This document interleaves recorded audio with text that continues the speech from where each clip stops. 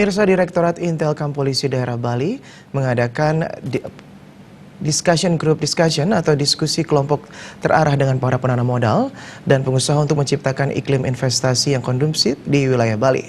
Diskusi kelompok terarah dibuka oleh Direktur Intelkam Polda Bali, Komisaris Besar Polisi Wahyu Suyitno di Denpasar.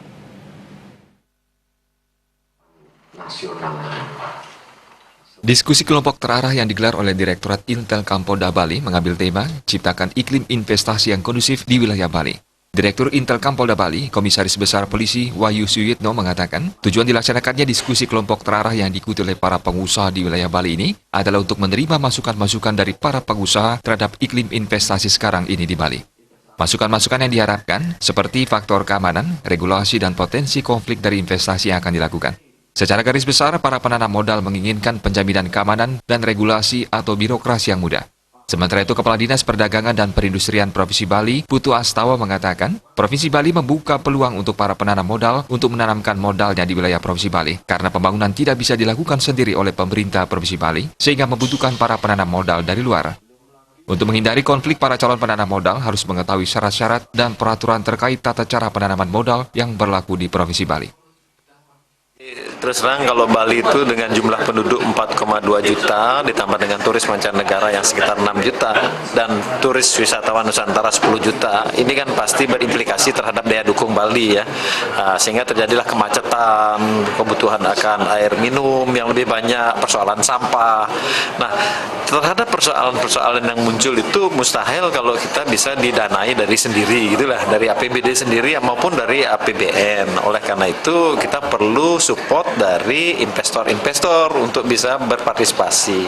Nah, hanya saja di dalam membangun oleh investor ini ada 4 syarat yang harus dipenuhi. Syarat yang pertama itu, satu, tidak boleh melanggar aturan. Jadi harus tunduk kepada peraturan perundang-undangan yang berlaku. Kan itu syarat yang pertama. Yang kedua, tidak boleh merusak lingkungan. Itu syarat-syarat investasi yang kedua.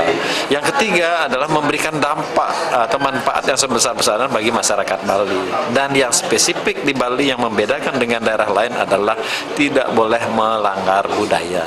Nah, 4 hal inilah yang harus menjadi rambu-rambu sehingga iklim investasi itu kan menjadi kondusif, ya, sehingga tidak ada resistensi dari masyarakat. Biasanya kalau Bali itu kan pasti sensitif terhadap persoalan-persoalan budaya gitu. Nah, ini harus disosialisasikan secara benar dan dilakukan kajian-kajian AMDAL, visibility study yang benar gitulah.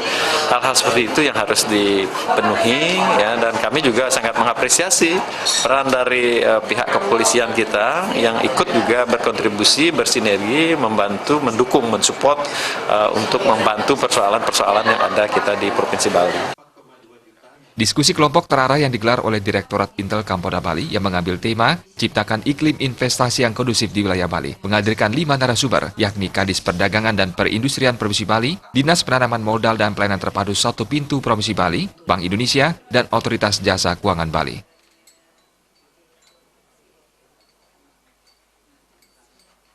Joko Andi.